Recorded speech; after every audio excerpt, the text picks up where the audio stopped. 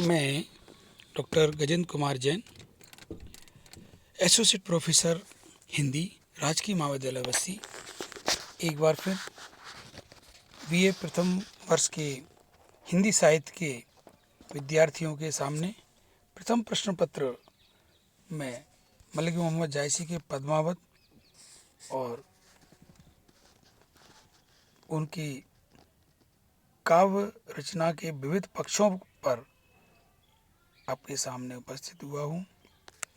विद्यार्थियों, जैसा कि पिछले वीडियो में आपने देखा, मलिक मोहम्मद जायसी एक अप्रतिम कवि हैं अपने काव्य रचनाओं के कारण।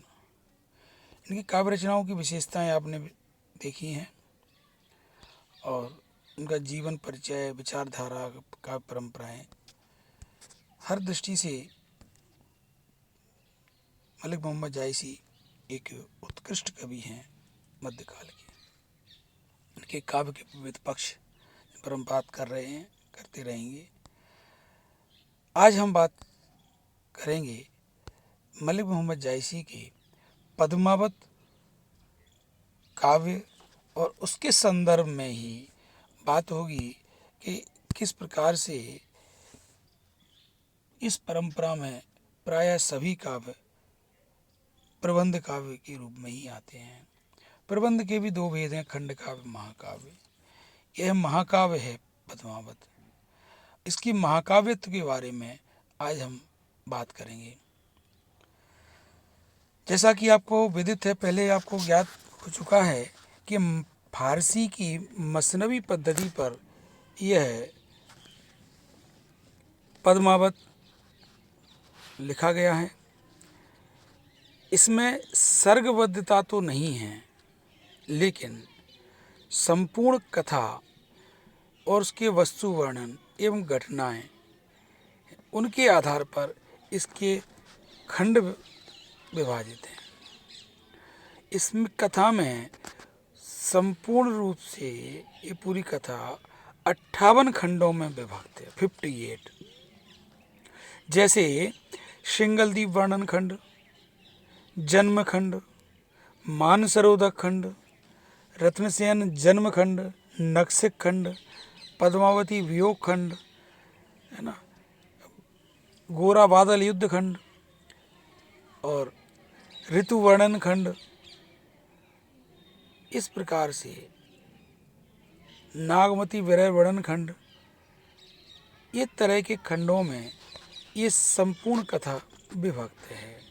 इसको दो भाग किए जा सकते हैं इस कथानक के संपूर्ण के। एक तो वह भाग है जब रत्नसेन और पद्मावती के मिलन तक की कहानी है,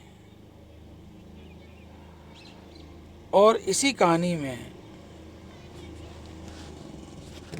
और दूसरी बात है पद्मावती को लेकर चित्तौड़ आने की कथा। क्या रत्नसेन द्वारा पद्मावती को पाना और पद्मावती को लेकर के चित्तौड़ आने की कथा, यह इस पद्मावत का पूर्वार्ध कहा जा सकता है, जिसमें कल्पना का अत्यधिक प्रयोग किया गया है। इतिहास थोड़ा सा पीछे रहा है। जब इसमें क्या है कि राघव चेतन के चित्तौड़ निष्कासन से लेकर सती खंड तक की कथा का उत्तरार्ध उस पर ऐतिहासिक है। पहली कथा क्या है, इसमें पूर्णतः काल्पनिक है, इतिहास में इसका उल्लेख प्राय निबद्ध नहीं है।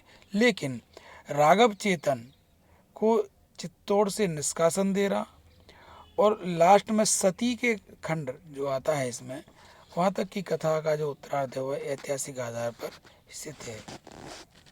अतः कहा जा सकता है कि पद्मावत की कथा में मलिक मोहम्मद जायसी ने कल्पना और इतिहास का मणिकांचन, इस प्रकार से सोने के ऊपर कोई मणि सज्जित हो जाता है तो वह सोने की सुंदरता, मणि की सुंदरता दोनों की बढ़ जाती है। इसी प्रकार से मणिकांचन संयोग कल्पना और इतिहास का इस कथा में मलिक मोहम्मद जायसी ने किया है।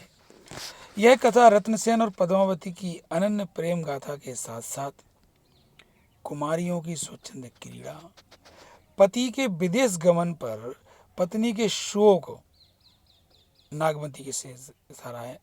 प्रेम मार्ग के कष्ट, प्रिय के दंड संबंधी संवाद को सुनकर प्रियतमा की करुण सहानुभूति, प्रिय के विच्छेद पर पत्नी की विरह की दारुण अवस्था, संलाप विलाप प्रलाप की अवस्था, युद्ध वर्णन, प्रियतमा की सती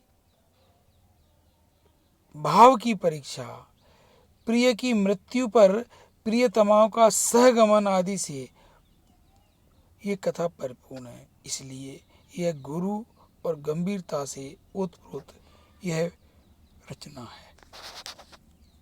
इस काव्य का नायक चित्तौड़ के महाराजा रत्नसेन हैं, जिसमें उत्साह, शौर्य, पराक्रम, इसके साथ साथ दया का भाव है और दीनहीन दुखियों की रक्षा करना, चारों प्रकार के दानों में निपुण होना, स्वाभिमान आदि श्रेष्ठ गुणों से वह विभूषित हैं और एक क्षत्रिय कुल के एक कुल दीपक वीर पुरुष हैं। इनकी नायिका पद्मिनी या पद्मावती अद्भुत और अलौकिक रूप सौंदर्य के साथ साथ अनुपम प्रेम, शौर्य और तेज पति परायणा है। उसके अंदर दया भी है, क्षमा भी है, प्रेम की अनन्यता भी है। वह भी उच्च कुलीन क्षत्रिय वंश की राजकुमारी है। इस प्रकार इस काव्य में जो रसों की संयोजन की दृष्टि से प्रायः सभी रसों का चित्रण है। मुख्यतः श्रृंगार, वीर, शांत, अद्भुत आदि रस, लेकिन इसमें भी श्रृंगार और वीर रस का ही प्रधान है। इसमें कथा का विभाजन एक निश्चित योजना के अनुसार हुआ है। धर्म अर्थ काम मोक्ष, धर्म अर्थ काम और मोक्ष ये उद्देश्य होते हैं हर रचना के। इस दृष्टि में इसका फल तो मोक्ष है इस रचना का, लेकिन शेष तीनों का वर्णन भी यथोचित रूप से मिल जाता है। इसमें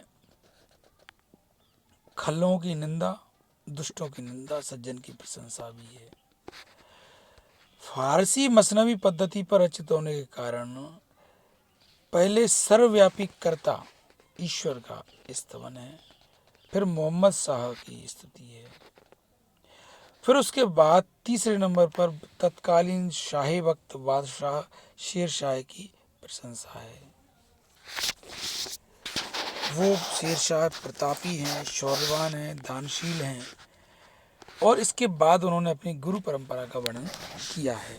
इसके पश्चात उन्होंने अपने संक्षिप्त जीवन के बारे में भी लिखा है, कुछ घनिष्ठ मित्रों का भी वर्णन किया है। उसके बाद यह महाकाव्य की संक्षिप्त कथा देखकर एक अपने विराट रूप में व्यक्त होती है। इस पूरे महाकाव्य में विविध नगरों का वर्णन है, दुर्ग का या किलों का वर्णन है, समुद्र यात्रा का चित्रण है, युद्ध कौशल है, संध्या, सूर्य, चंद्र, रात्रि, प्रदोष, यात्रा, मंत्र तंत्र, ऋतु आदि वर्णनों की इतनी बहुलता है तथा लोकाचार भी है, शकुन है, विभिन्न मेवा फल खाद्य पदार्थ, आचार आदि रीति रिवाज, विविध परंपराएं, है ना, विविध प्रकार के द्रव और क्षेत्रों के हिसाब से, काल के हिसाब से सब वर्णन इसमें प्राप्त हैं। यद्यपि इसका नामकरण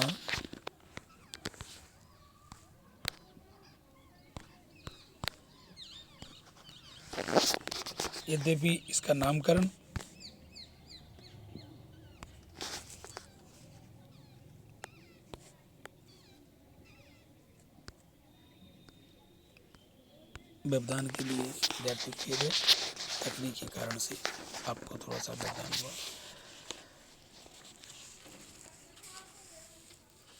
इसका नामकरण जैसे कि पद्मावत, पद्मिनी के जो पद्मावती रानी है उसके आधार पर इसका नामकरण किया है।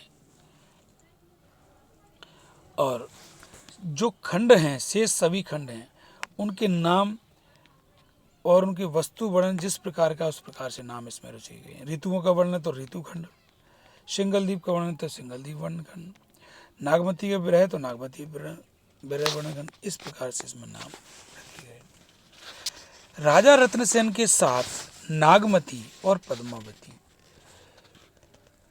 के सती हो जाने पर भौतिक प्रेम का आध्यात्मिक प्रेम में तब्दील हो जाना ही इस महान कथा का, इस महान रचना का महान उद्देश्य है। भारतीय लोक कथाओं के माध्यम से सूफी सिद्धांतों को विवेचन करते हुए प्रेम को सर्वोपरि सिद्ध करना मलिक मोहम्मद जायसी का इस रचना में उद्देश्य है।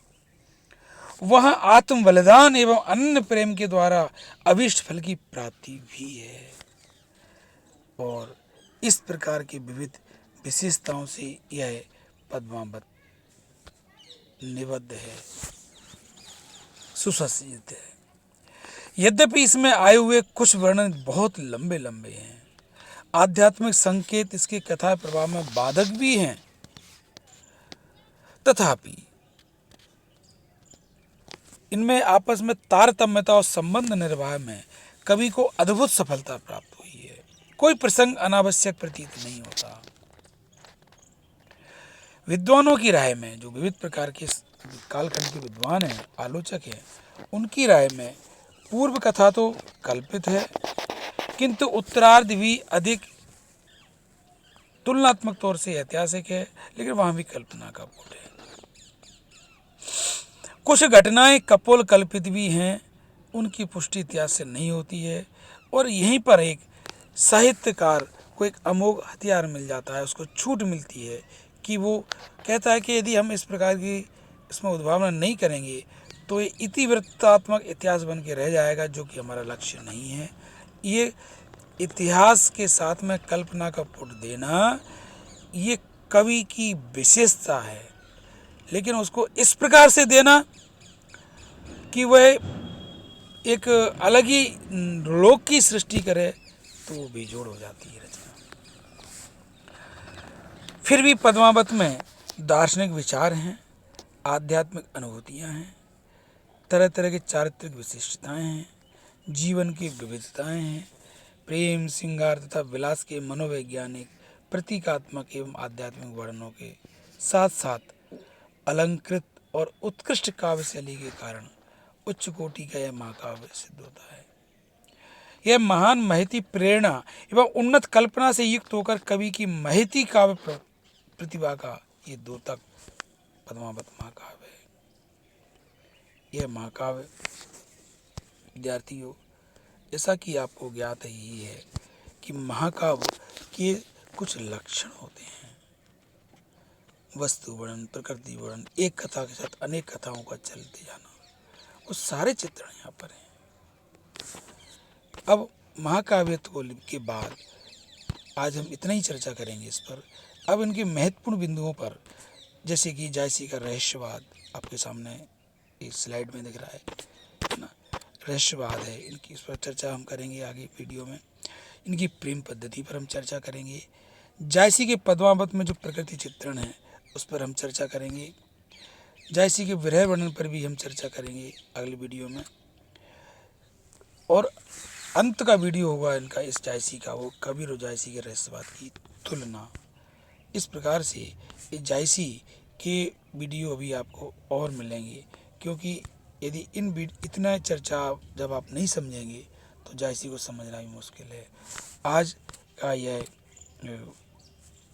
व्याख्यान यहीं पर अपनी पूर्णता को प्राप्त होता है। विद्यार्थियों, फिर हम मिलेंगे अगली बार नई वीडियो के साथ। धन्यवाद।